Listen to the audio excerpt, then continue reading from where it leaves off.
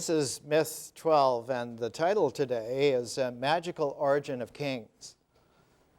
Once upon a time, Sir James George Fraser had a book entitled Magical Origin of Kings. He was the man who did The Golden Bough in 13 volumes, and in fact, the first set of books in The Golden Bough is called The Magical Art, and it's about how the sovereignty of is won over chaos.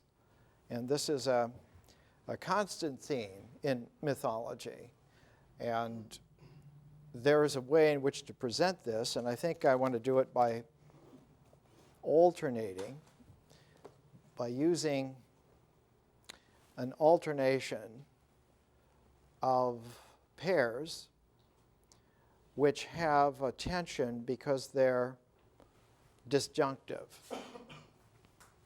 You know, in ancient times, when the power of thought in the West was first being brought into an integration strong enough to make ideas that were as real as things, human beings, men and women at that time, had a great difficulty with stability of their experience, because the mind became so uncharacteristically powerful that it had a tendency to run away with them and to dominate them. And the focus where all of this happened was in classical Greece. About 600 BC. And the focus in classical Greece was the city of Athens. And in Athens, about 600 BC, there was a tremendous pressure on the men and women because they had come out of a culture, out of a society that was largely agrarian and rural, and yet the very success economically of their agrarian and rural culture was based on the fact that they were masters of taking over sailing routes.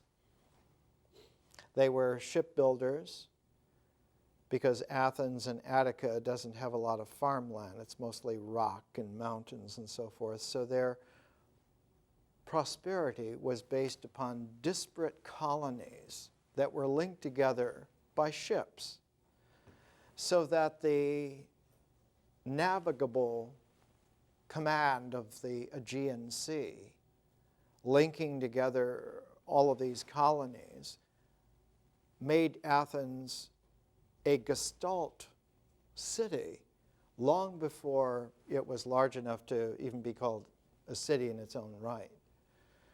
But by 600 BC, it had become a city in its own right, and it was at that time that one of the great lawgivers in the classical world, Solon, made up a constitution for the city of Athens. The laws of Solon collected the society together and made of the Athenian life a symbol-centered life rather than a mythic-centered life.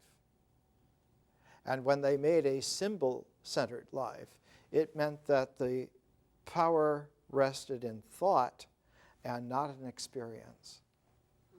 And so men and women had to learn to make judgments that sometimes went counter to experience. So Athenian law by 600 BC became a very powerful ideational pressure, and it slowly squeezed the natural rural confidence out of the men and women, and so they became more and more suspicious on the basis of intellectual doubt of their capacities of natural experience to convey to them the truths of life. And within a couple of generations, it became apparent that this was a crisis in their society. And so a form was developed to carry the population of people through that crisis, and the form was Greek tragedy. Greek tragedy took mythological themes in classical ritual comportments and juxtaposed them in an impossible symbol destruct mode. Some flaw situation was introduced into a classic mythological figuration, and the classical mythological figuration was run through its ritual expression and shown to be death-dealing rather than life-giving. And so Greek tragedy was always a dramatic presentation of the crisis of consciousness, because the mythological experience could no longer trust the old ritual ways to be accurate and true, that you would run into a problem because there was a symbolic flaw buried in the mythic and ritual process that always showed a tragic end. And the point of Greek tragedy was not to show the tragic end so much, but to disclose to the population of men and women that they could behold a tragic end and survive it, that they could see what happens when there's a buried intellectual flaw in the mythology enacted by the ritual, and how to behold that and survive that so that you could go back then and correct that and not do it again. So that Greek tragedy was a social form of high art to correct a crisis of consciousness where the mythology could not be trusted anymore. The rituals led to death rather than life because of symbolic flaws, because of a symbolic flaw. Each Greek tragedy had a single flaw that was introduced. There is a deep example to the entire planet of the experience of those Greek men and women of the 500s BC. Because for all of their genius, they completely failed. And in the 400s BC, there was a sense of desperation that they were losing it as a people, and they turned to incessant warfare as a solution for the problems. And the city of Athens went into a long war with a league of other Greek cities centered around Sparta, and this was called the Peloponnesian War. And it went on for decade after decade and finally bankrupted the Greek people economically and physically, so that they were simply sitting ducks and patsies for the next strong leader to come in, who of course was Alexander the Great, who never had to fight any concerted battles. He was from the Macedonian north, and he never had to fight any great battles in Greece because they didn't have the strength or the economic wherewithal to even stand up to him. He just simply swept it aside by co-opting it, by saying, if you're nice, I won't destroy your lives. It's a great parallel to the Cold War. In the 20th century, the United States and Russia fought the Peloponnesian War all over again for much the same reasons. The Cold War was an enactment of a Greek tragic situation that occurred before the Cold War, that occurred in the early part of the 20th century. And the Greek tragic crisis of consciousness came because of the discovery that the mythological foundations of experience were completely irrelevant to the problems that had come up, to the character of the world that was there. You thought you could trust things, and atomic theory showed that things were subatomic and even lower and even more mysterious. You trusted the pattern of the stars in the sky that forever had been there, and astronomy showed that there were patterns unknown beyond them. You can, with the human eye, see 6,000 stars. Naturally, if you have perfect vision, you can see about 6,000 stars if you were able to see all the stars in the sky planet round. Seems like more, but that's about it. There are 200 million stars that form a little island, of which there are more than 1 trillion islands like that so far. So that the scales of nature were so stretched that the confident raft of mythological experience early in the 20th century was just simply demolished and crashed. And the First World War was simply symptomatic of that situation. The Second World War was a nightmare, and the Cold War was a horror movie for real. So we have come through several generations of this kind of a crisis, and we are now at a position roughly at that kind of level where if there is an Alexander the Great, there won't be any opposition whatsoever. There is no strength of mythological experience. There is no confidence in the rituals of tradition that could withstand someone who presents that kind of a concerted effort. Fortunately, there is no one like that. And there won't be. The conditions that made an Alexander the Great have been transformed, and they were transformed several hundred years ago already by men and women like ourselves who foresaw this possibility and already made transforms in consciousness that would affect history. And history is yet a process to be directed, still to be dealt with. So we're still at myth. We're still in our discussion of myth, but we're at myth 12, and we're trying to appreciate that myth contacts not only ritual but symbols, and our next concern is going to be weighted towards the symbols. And symbols are the objects that found thought, thinking, and thought is extremely powerful. All of this pattern, from nature to ritual to myth to symbols, is an increasing integral.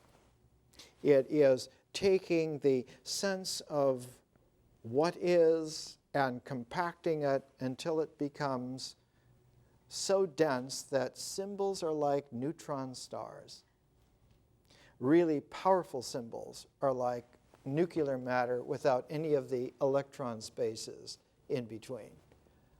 A really powerful idea so indexes the entire integral cycle that it can command the entire natural ecology. Fortunately, our kind, our species, has evolved in such a way that we reach beyond the mind, we reach beyond the power of thought, we reach beyond symbols before we get to the symbols. Because there are realms of resonance beyond symbols that dwarf the symbolic indexing realm. And the first resonance, the first level, the first phase beyond symbols is vision.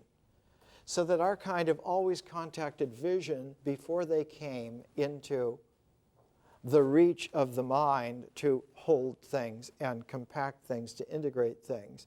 Before there are great ideas, there are already visions that come through. So that visions are already contacted in the mythic level. And in ancient times, vision was sometimes called magic. That figure who first goes into the visionary realm and brings back its special differential energies to the experience of the tribe, of the society on the mythic level, that figure who does that is the hero. And so the hero is not properly a mythic figure, but that the hero is a magical figure who returns to the mythic and operates there. The hero is very often, when returned to the mythic level, not able to be sustained as simply a hero, and so takes on the costume, the ceremony of the king. And this king is one of the great figures in mythology. Mythology it's a narrative that runs on image wheels, and those image wheels collect together into these great wheels, these great mandalas of mythic figures, and the king is one of those great mythic figures. And of course, always the pairing occurs, so when there's a king, there's also the possibility of a queen. And these qualities, kings and queens, not only inhabit our life, but they inhabit the entire mythic horizon, so that the gods also have kings and queens. For the Greeks, the king of gods was Zeus. But he wasn't always king of the gods. There was a Uranos before him. And before Uranos, there was another king. So that in the mythic horizon, there's this sense that for some kind of a duration, some kind of a natural season, there is a king, and that king is only king for that season. And that as the cycle, as the wheel turns, and a new phase, a new season comes in, there must be a new king. And of course, the same holds for a queen. There must be a new queen. Focusing on the king, focusing on the quality that allows for the king as a mythic image to be the hero who has brought back a vision, has brought the magic back. And one would need that magic because you're facing a situation which is very, very difficult to deal with on the basis of what has been available up to that point. What has been available up to that point? What's been available is largely the ritual comportment of traditional ways of doing things, and the mythic experience, the feeling, toned quality of being familiar with those patterns of ritual, those patterns of tradition, and the way in which mythic language makes the traditional into narratives which can be bundled together and cycled together, and all of that founded on nature. That the ritual year follows the natural year, and the mythological cycle embellishes the ritual year following the natural year. And yet, even as that form, that complex form, that triple circle form becomes manifest, what begins to occur is that as that circle forms itself, the more it forms itself, the more it's apparent that there's an inside. The more it becomes apparent that there's a center, there's an interior, there's an interiorization possible from the very fact that that circularity is being formed and buttressed and embellished. And the more that it does so, the more that an interior space becomes available. And the last embellishment of this is language with its feeling-toned images, which serve as like an ointment which carries through the skin into the interior, into the body. And language is the vehicle by which the interior space becomes illuminated. And as it becomes illuminated, beings like ourselves acquire an interior world, so that we begin to have an inside, which, though it's related to nature, is something distinct and different. It has a different quality. The interior realm, seated by words carrying, what do words carry? They carry a quality of imagery which we call, when it interiorizes, meaning. Meaning. And so that interior realm of symbols, of thought, of thinking, begins to occur, and to occur in the way in which the mythic language interiorizes. And as that interior quality, that interior space, becomes more apparent and begins to have its effect is not just to participate in the circles, not to further embellish the circles of the ritual year, the circles of the mythology, but to develop an interior sense of abstraction, of distance from. It's not a part of the rim, not a part of the edge, not a part of the circle, but it becomes more interior, and this, by its own nature, by its own structure, begins to do two things at once. It takes you away from the natural cycle into something abstracted. And that abstracted quality, because it has the power to do so, seeks to reorganize. And so as one's symbolic capacity, as one's thought capacity comes into play, thought seeks to redo the myths, redo the rituals, and even redo nature, to make it over in its idea. And so ideas become extremely powerful. And there are such things as ideas of ideas called ideals.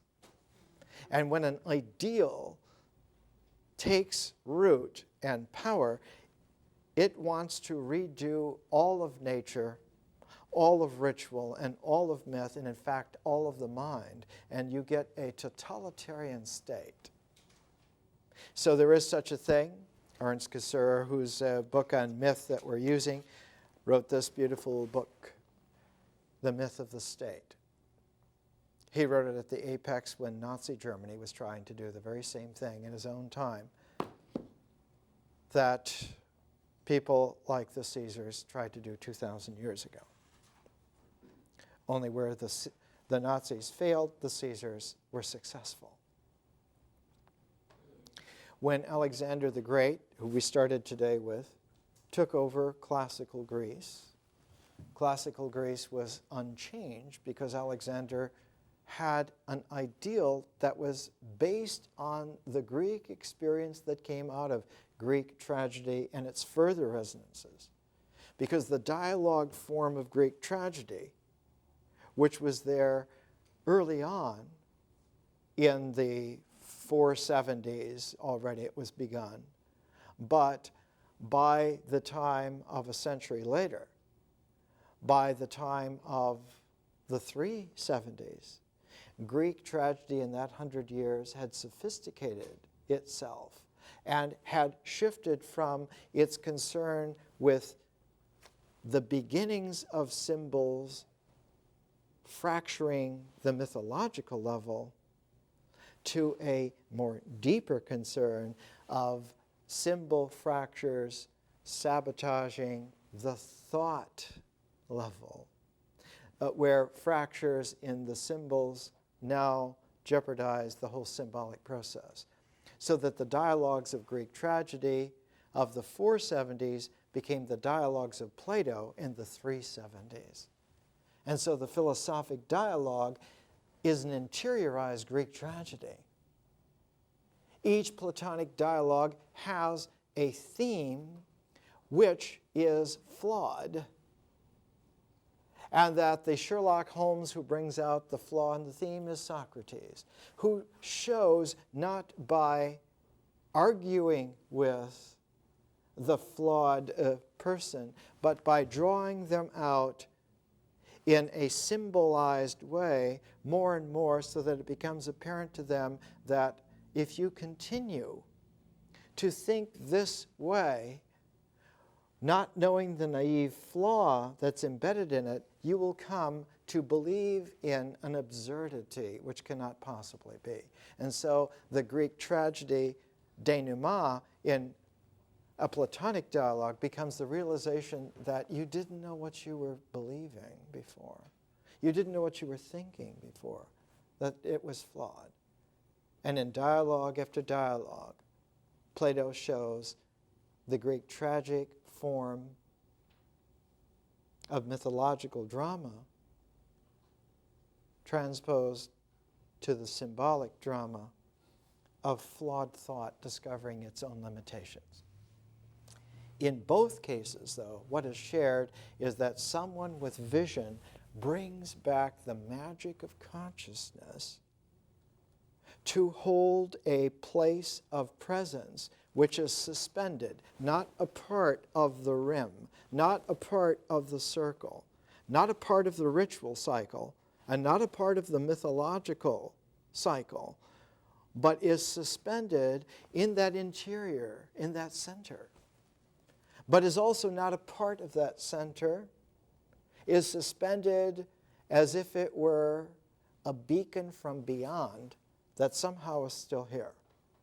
And so the hero is the one who brings that flame, that sacred fire, that vision, brings it back into life, brings it back into nature, and the one who sustains that fire is the king. He transforms the tribe into a kingdom. He makes of that tribe that were necessarily dependent on the subsistence of ritual working of the land. He transforms the land into a landscape.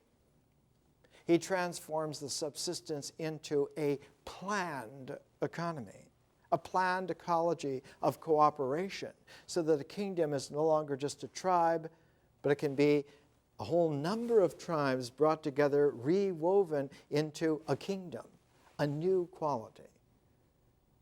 And one of the earliest great kings, because there came to be very quickly, within about 500 years of the development of kingship, there came to be very quickly the phenomenon of a king of kings. Just like there was a symbol of symbols, there came to be a king of kings. And we know that as soon as that level was arrived at, as soon as there was a king of kings, the kingdom transformed and became a civilization.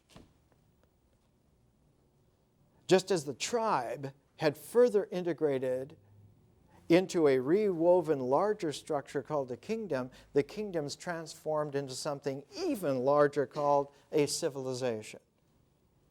So that while there were kings who made kingdoms, there were kings of kings who made civilizations. One of the original kings of kings was a man known now in history as Narmer. And Narmer brought 28 kingdoms together and wove them together and made out of it Egyptian civilization, about 5,000 years ago. Another great king of kings was Sargon of Akkad, who took all of the kingdoms from the Persian Gulf to the Mediterranean Sea, and made out of that the Fertile Crescent civilization. In China, you had very early on, in a realm that is still called half phantasmal, you had the development not of kingdoms, but of a whole civilization of dynastic China. And the Xia dynasty, about 2250 BC, is the first time that China experienced this visionary tapestry of a civilization, because a civilization is different from a kingdom and different from a tribe.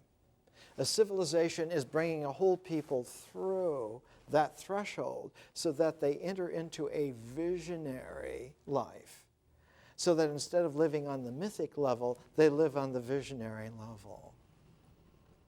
So that a King of Kings brings the people through out of nature, delivers them out of just pure natural experience into a supranatural quality of living in a visionary world. And this is a great achievement and a great task. And our kind have been doing this for only about 5,000 or 6,000 years.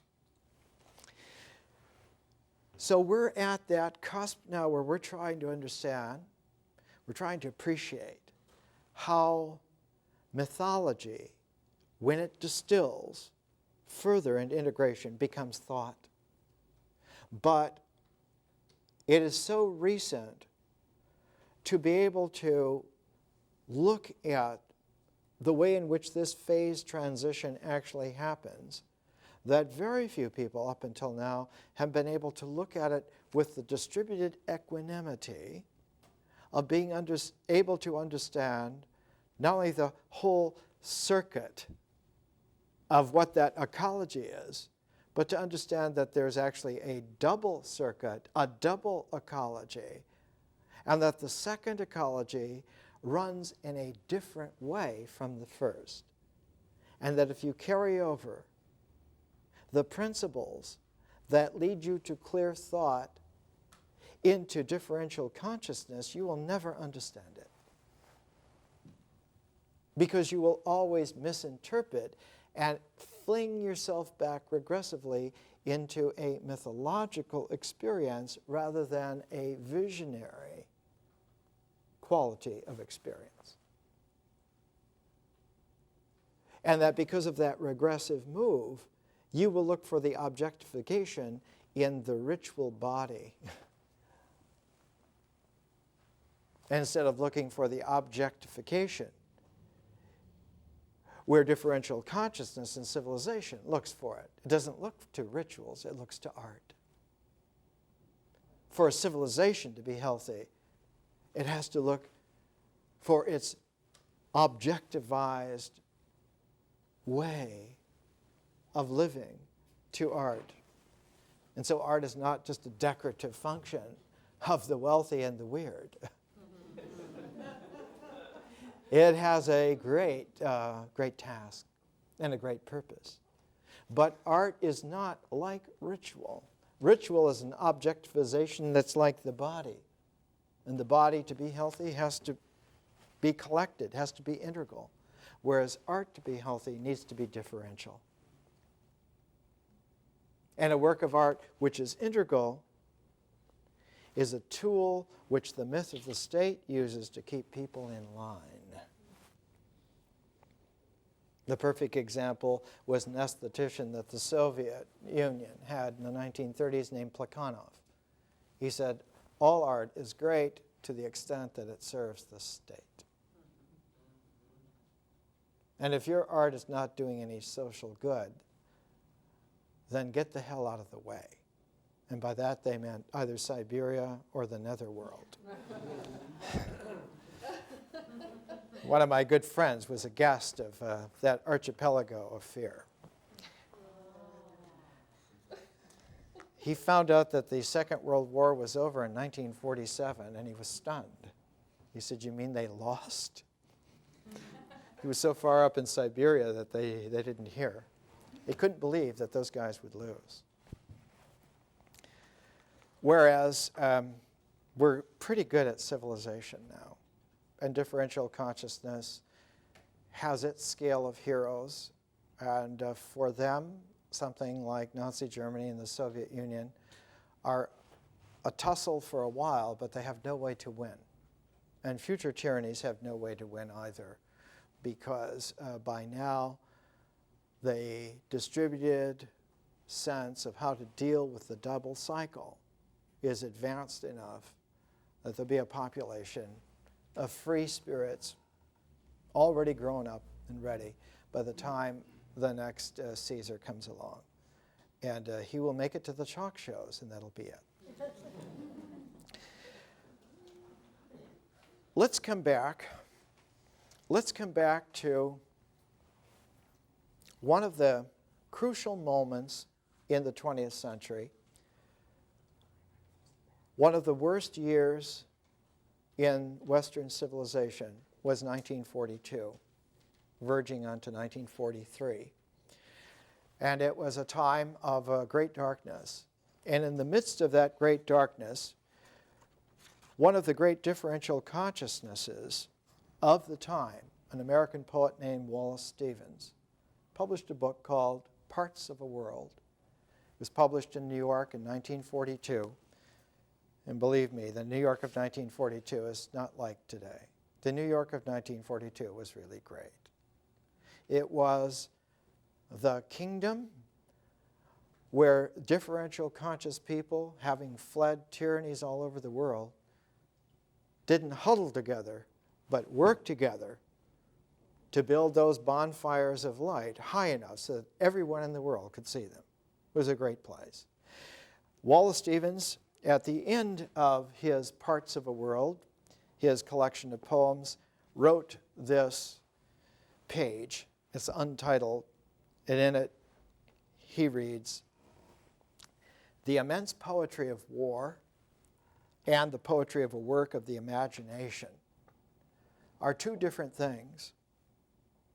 In the presence of the violent reality of war, consciousness takes the place of the imagination. And consciousness of an immense war is a consciousness of fact. If that is true, it follows that the poetry of war is a consciousness of the victories and defeats of nations, is a consciousness of fact, but of heroic fact, of fact on such a scale that the mere consciousness of it affects the scale of one's thinking and constitutes a participating in the heroic." Now, this is a very beautiful, condensed, poetic way in prose of saying what I was saying earlier this morning. The hero does not bring back something which he alone or she alone can practice, but brings it back in a form so that all the people can participate in it. If some hero or heroine was to have something which only they could participate in, the classical Greeks had a word for that kind of hero. That kind of hero was called a celestial hero. And that kind of hero doesn't come back. They go on because it's only for them. Whereas the other kind of hero in the classical Greek is called a terrestrial hero. They come back to earth. They come back to the tribe. They bring that Promethean gift, that spark of creative insight hidden like a spiritual fire in the fennel stalk. And they light the fires in every house in the entire land, turning that land into a landscape of vision, of enlightenment. Then the king can return. Because it's only when there is a kingdom and a population who need a king, it's only then that a king appears. In the same way, but on a higher scale, it's only when the kingdoms learn to weave together and form a larger tapestry that they can call forth a King of Kings. And as Krishna says in his dialogue, his philosophical dialogue with Arjuna in the Bhagavad Gita, God never not hears man's call for help. Let's take a break. Let's come back to Ernst Cassirer for a moment. When Ernst Cassirer was dealing with symbols and thought, I talked 3 weeks ago about how his original concern was with the effect of Einstein and Einstein's theory of relativity upon philosophy. And this was a great impingement because the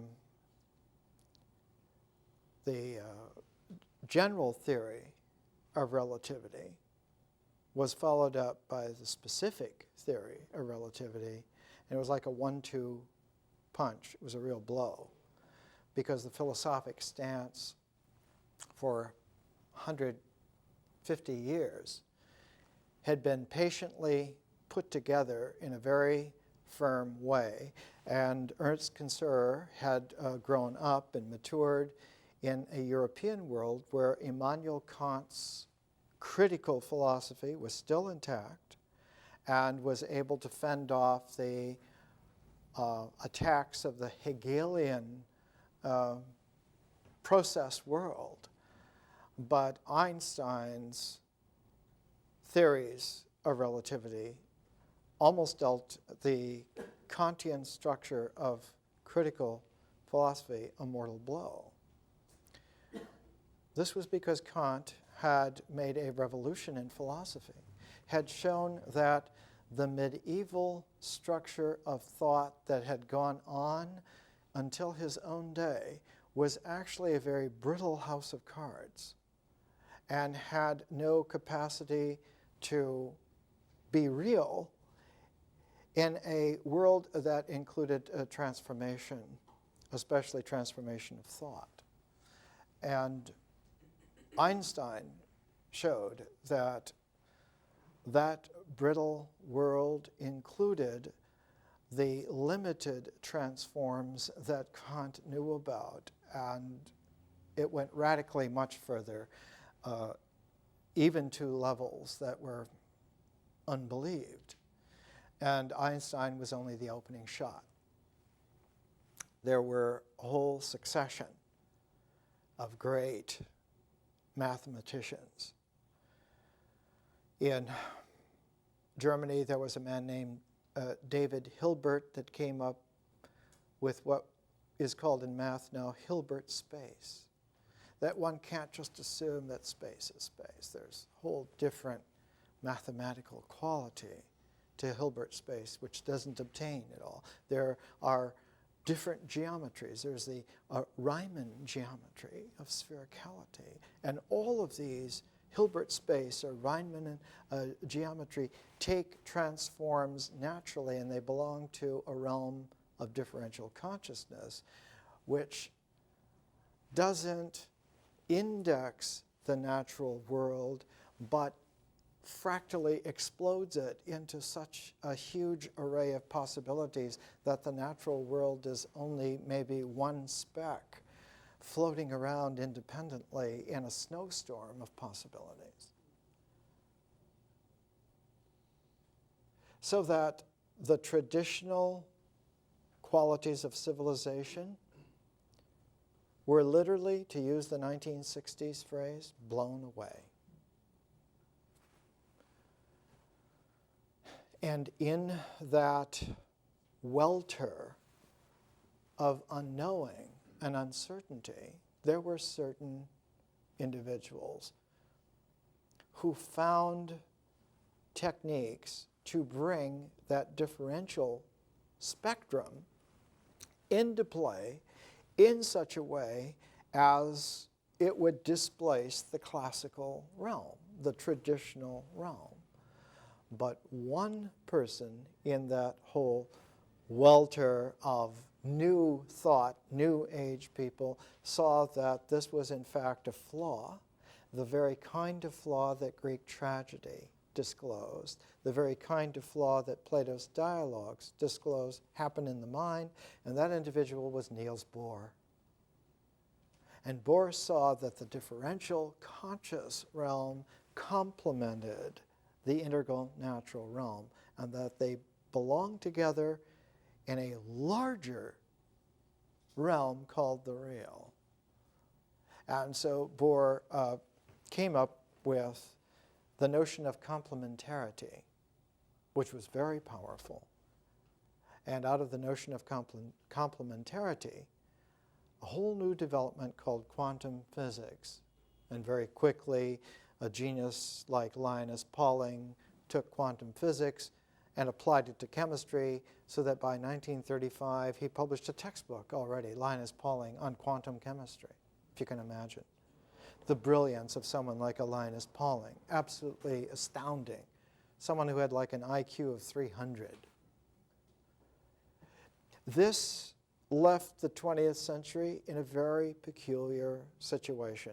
There were fewer and fewer people who were able to creatively deal with the reality that was really there, and more people settled into a kind of a sediment of giving up, of not knowing, and of reaching back to try to find some kind of basis upon which they could live, and more of it was a regression back into medieval forms. And of course, as the world grew more and more medieval, the feudal empires reconstituted themselves, and by the end of the 20th century, it was a hopeless mess of feudal corporations owning 90% of everything, and 90% of everyone being in debt. And it was an unstable, untenable situation. And it's that kind of a situation that this kind of education challenges.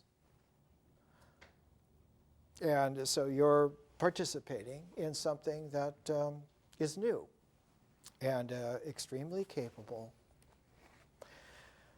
There's a great difference between a warrior and a king.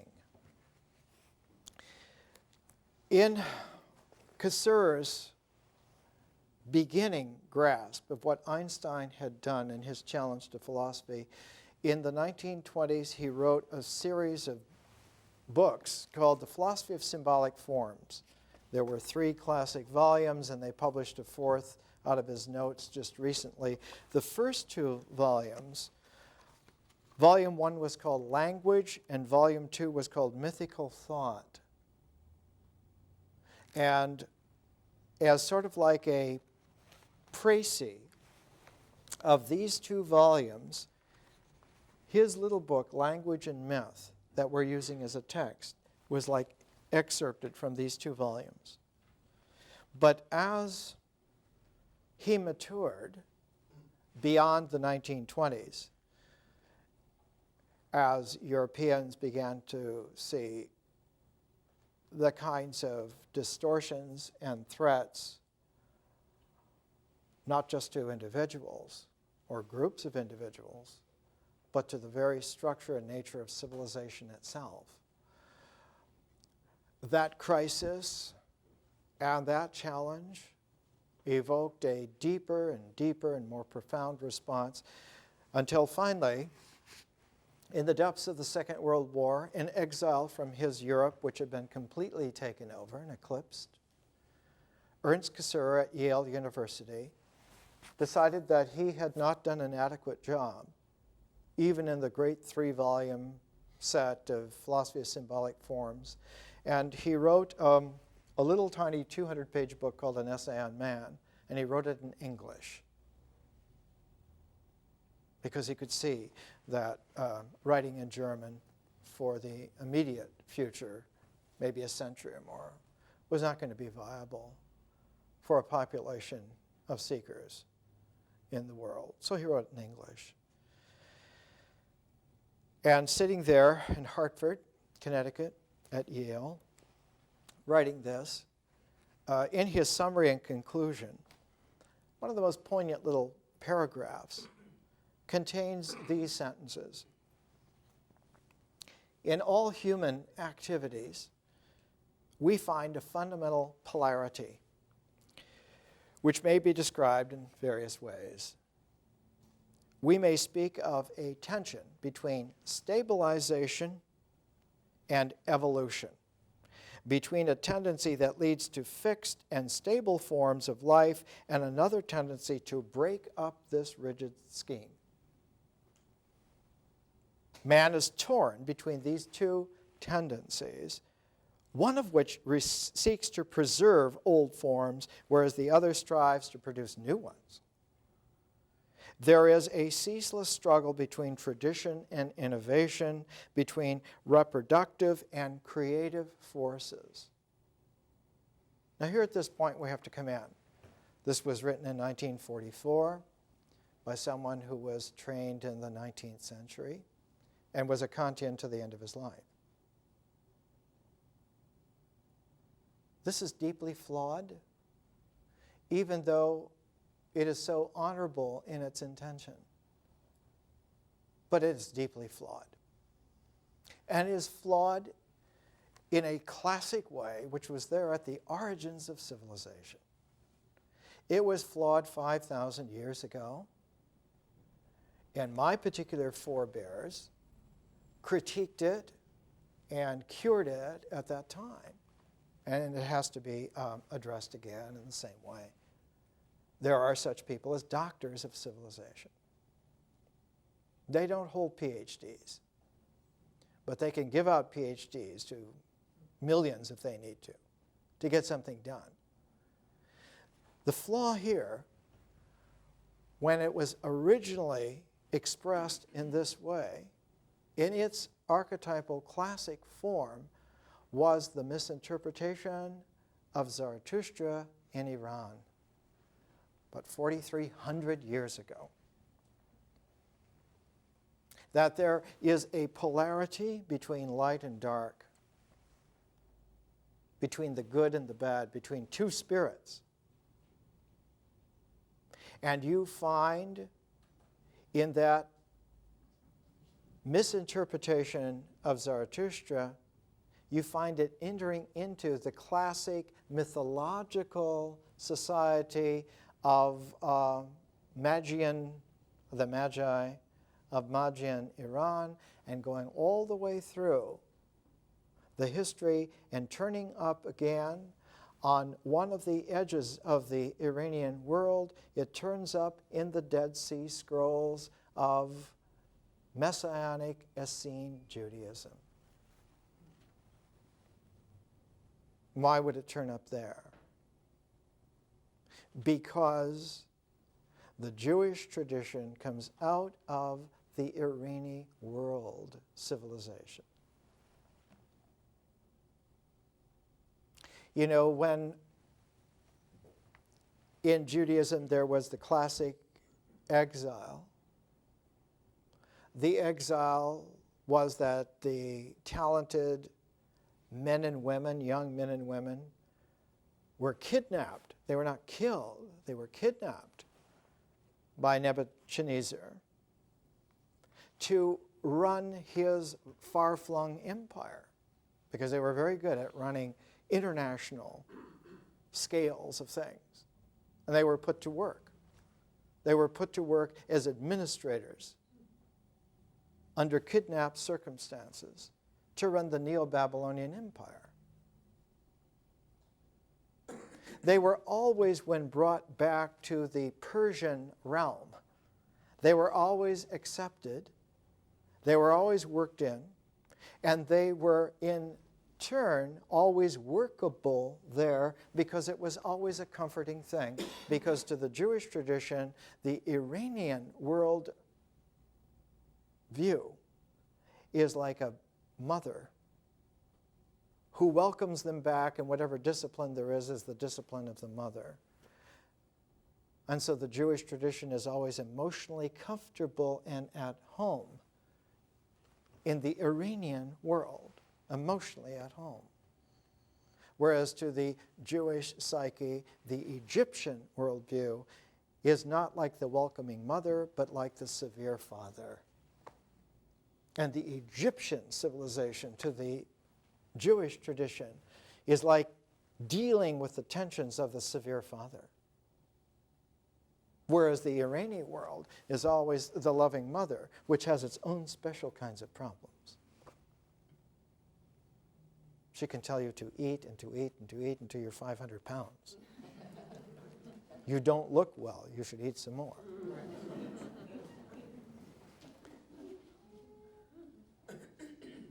So when it came time for a crisis of civilization for the Jewish psyche in Essene times, Dead Sea Scroll times, you find in the Dead Sea Scrolls, you find that the image of the Messiah is always in a pair, a good Messiah and a bad Messiah.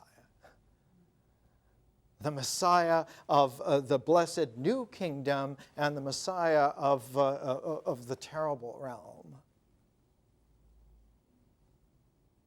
That there's always a God and Satan polarity. And this comes from the Iranian worldview, not from Zarathustra. It's not in the Gathas of Zarathustra. It's a different, in Zarathustra you find the deep complementarity. And the complementarity is as graphically there as you could want it, because the very name of reality is a double name, a paired name. It isn't Mazda, it's Ahura Mazda.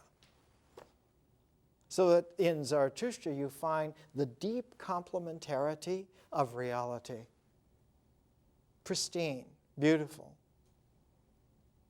But there were whole priesthoods who were offended by this radicalness, and they co-opted those words and redistributed in their own way so that you came out with a dualism. And that good and bad spirit dualism flawed all the way through Middle Eastern civilizations of the Iranian nature, all the way into the Dead Sea Scroll era.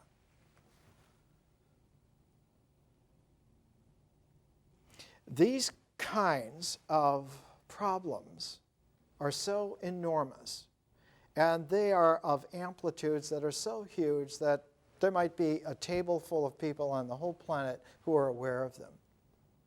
Nevertheless, they're crucial. They are crucial because the historical situation that we now live in is so deeply layered and complex that almost no one can do anything, because on every level, it's as if the next level runs counter to what this level does, and so you get a parfait of shifting currents, whereas you do something on one level alone, on the next development of that, it'll turn into a regression without you even knowing it or wanting it. And so there's such a parfait of subtle undertones that it seems that the wisest thing is to do nothing and let it take care of itself. If it's left to that, it will end in universal death. That will not happen, because the problem is a problem that can be dealt with. We have the capacities of differential consciousness to easily deal with that and to develop several generations of people before that crisis really comes to the point of a Caesar who would sink us all, not us, our grandchildren. It's still here in someone as sophisticated as Ernst Cassirer in the depths of the Second World War, near the end of his life. He died about a year later. He was old. He writes, now the one factor, the stabilizing, the traditional, and now the other, the new, the creative. This dualism is to be found in all the domains of cultural life. What varies is the proportion of the opposing factors. Now the one factor, now the other seems to preponderate. This preponderance, to a high degree, determines the character of the single forms and gives to each of them its particular physiognomy. In myth and primitive religion, the tendency is to stabilization, so strong that it entirely outweighs the opposite pole. This is not true. This is an error. This is a deep error, but it's an error that the mind cannot know. The mind cannot register the erroneousness of this expression. Its erroneousness does not become apparent until you're very far advanced in differential consciousness. And consciousness is not the same as thinking. It's totally different.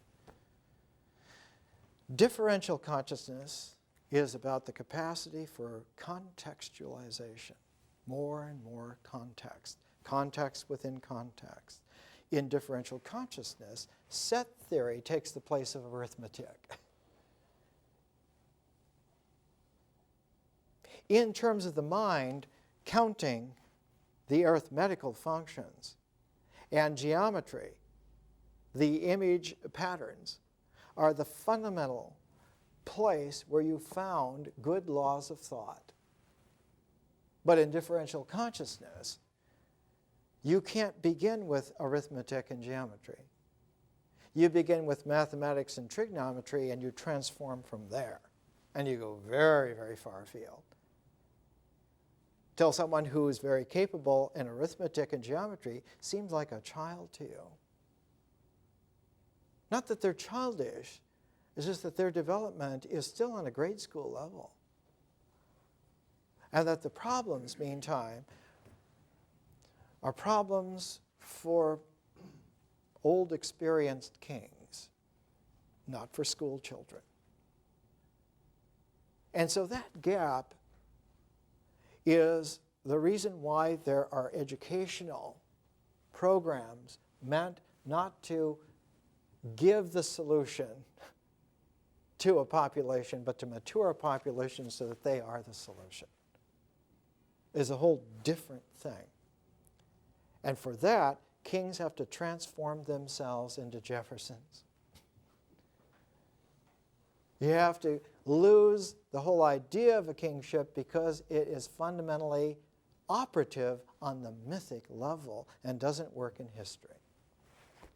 Whereas someone like a Jefferson goes to work in history every damn day. And this is a fundamental difference. That transformation, though, cannot be left to a Jefferson. Because without a population of people who themselves become much more capable than a genius like that, if the population isn't there, the solution is not going to be there.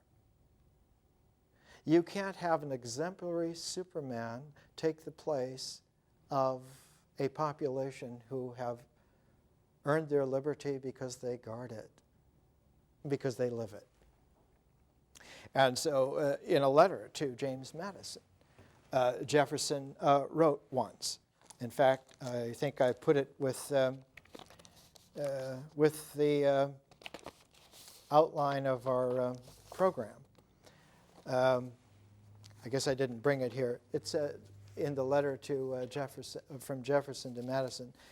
It said, in the common sense of an educated population, we put our trust for the guarantee of the liberties we have secured. But before there's a king who transforms and becomes a Jefferson, there is another complementarity that's operative, which we have to appreciate. And that is, along with the king, there's always a magician. Along with an Arthur, there's always a Merlin.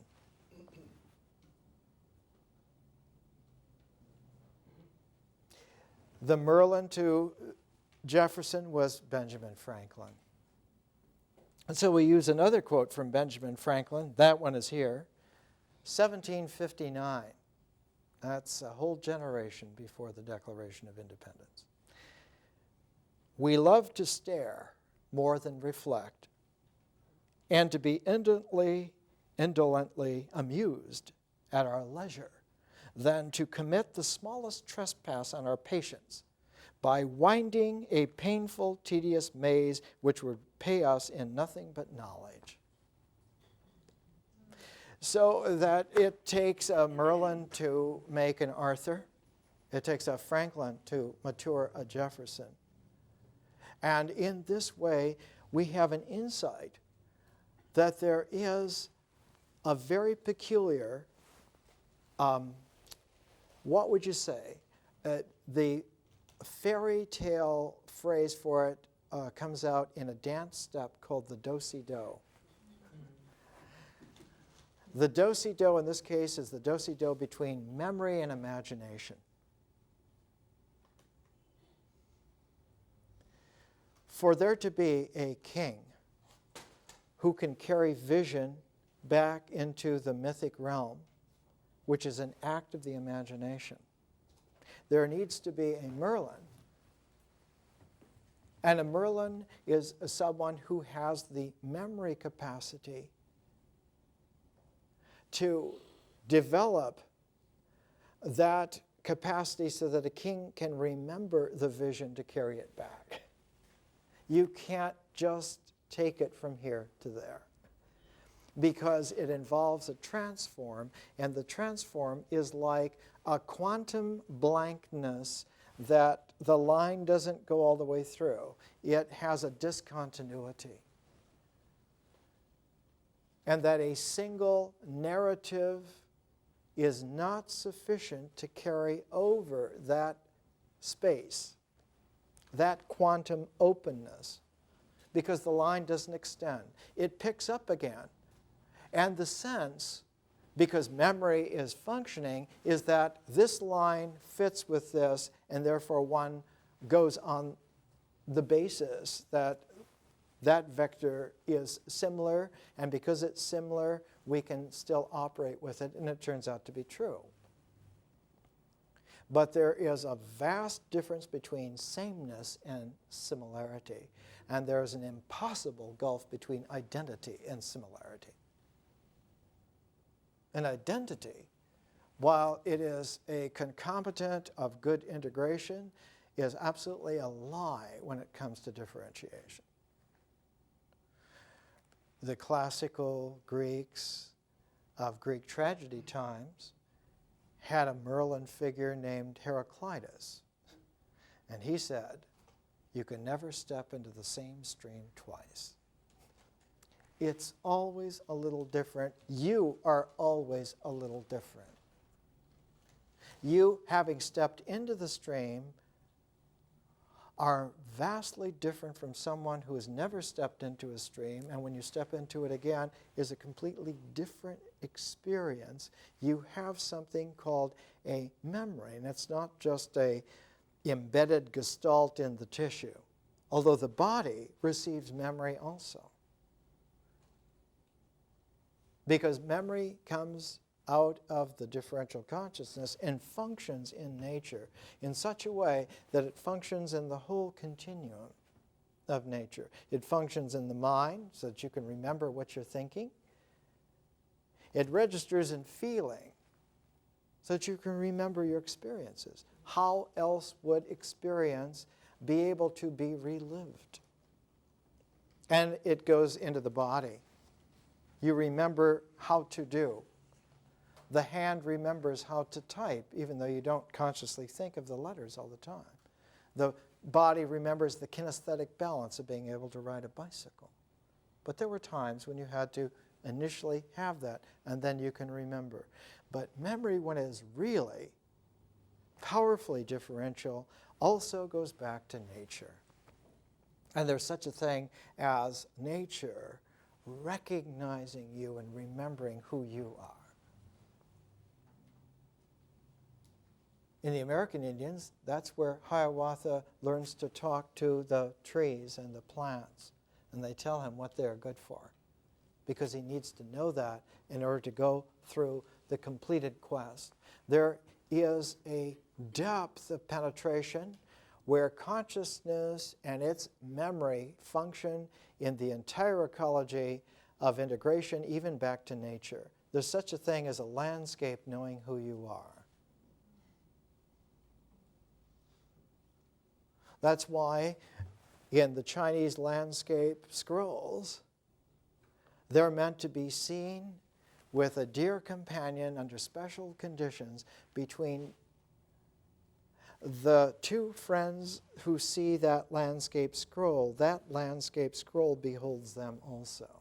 The roots of Zen are in China, not in Japan. The development's in Japan, but the roots are in China. The appreciation of a landscape scroll has that magical transform quality, which is recognizable in high Dharma. So that one has wandered finally with great, great experience in consciousness. The Chinese phrase is mountains and streams without end. The codification in the Hellenistic West was world without end. And from that standpoint, one then comes to something like the Rig Veda. And in the Rig Veda, the king of gods is not called Zeus, is called Indra. Indra. And in the Rig Veda, Indra, his heroic action, which makes him king of the gods, is that he slays a dragon named Vitra. And the Rig Veda records it in this way. This is in the first book of the 10 books of the Rig Veda. It's the 32nd hymn, so it's very, very early on. Let me now sing the heroic deeds of Indra, the first that the thunderbolt wielder performed. In other words, his original deed, his original heroic deed, that is the original return to the integral realm, the first ritual action that he does as he slays with the thunderbolt the dragon Vitra. Let me now sing the heroic deeds of Indra, the first that the thunderbolt wielder performed. He killed the dragon and pierced an opening for the waters. He split open the bellies of mountains. He killed the dragon who lay upon the mountain, fashioned the roaring thunderbolt, and like lowing cows, the flowing waters rushed straight down to the sea. Wildly excited like a bull, he took the soma for himself and drank the extract from the 3 bowls in the 3-day soma ceremony. Indra the generous seized his thunderbolt to hurl it as a weapon. He killed that firstborn of dragons. And if you look at Greek mythology,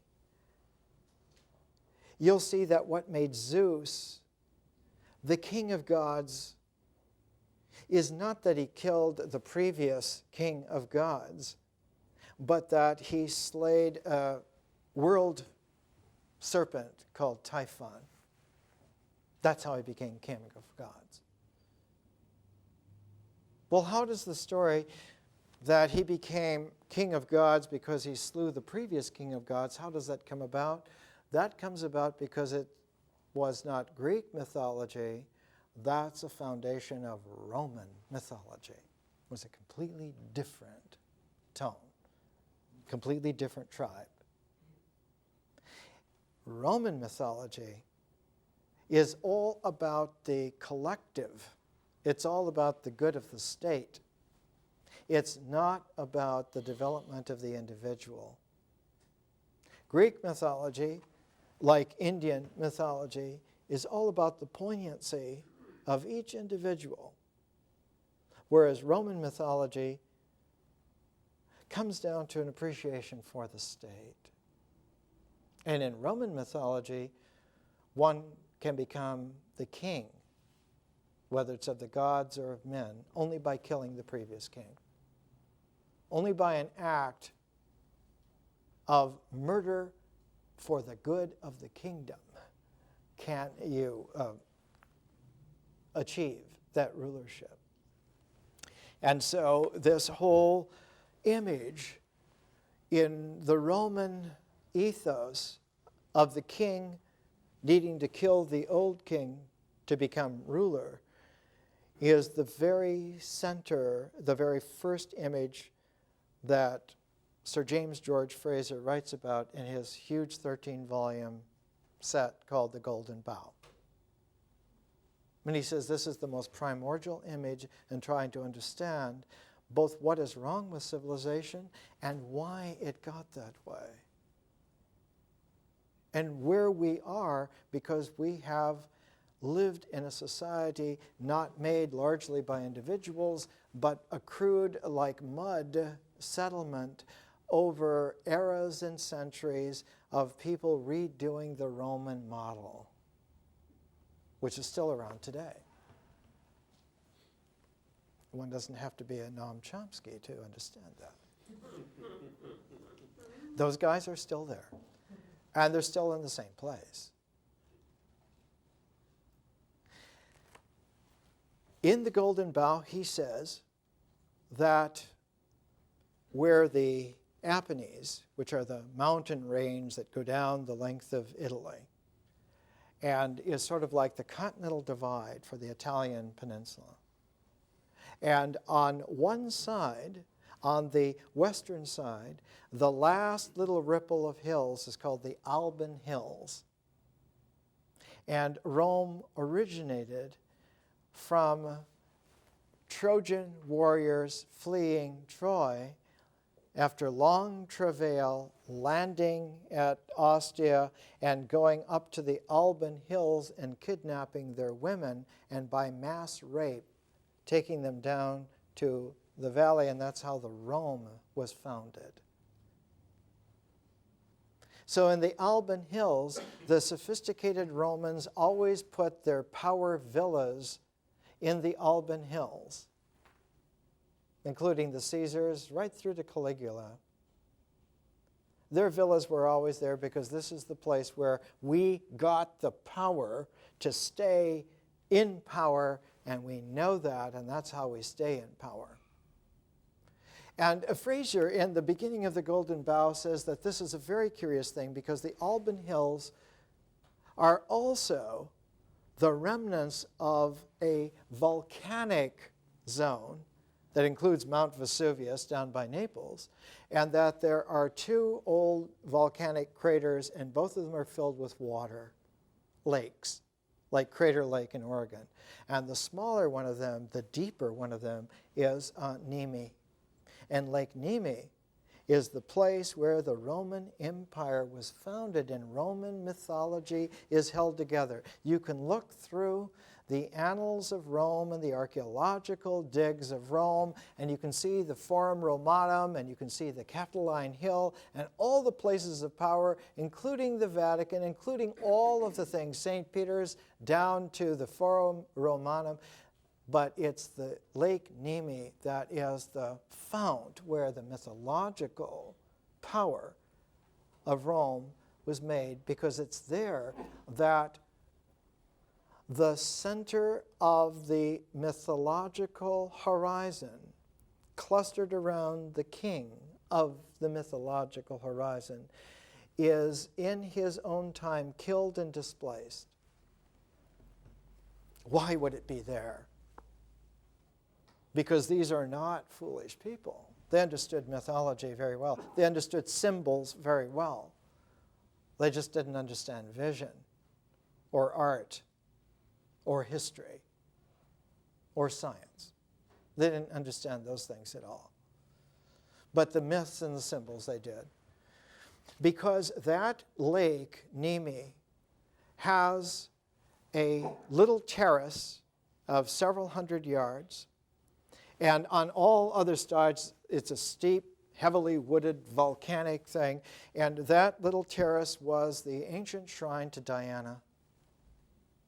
And Diana was the goddess of wild things. She's not the queen who occupies the home. She's the goddess before there were homes. She's the goddess of wild things. She's the primordial energy in the world. She is Mother Nature wild. Mother Nature wild is not tameable.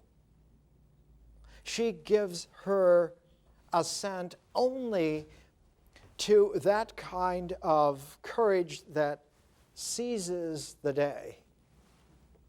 And so it's the king, the new king who comes to kill the old king, the new king of gods, of mythological gods, who comes to kill the old king of mythological gods. And Fraser says the old Roman image is that the old king holding forth there always walks around with a sword because he knows that eventually some young man will come to kill him, to take the kingship away. And so at the very core of the mythological tapestry of the Roman ethos is that you live and die by the sword. This is the truth. This is the reality. And you find that this has somewhat of a place in Indian mythology, and yet it's transformed.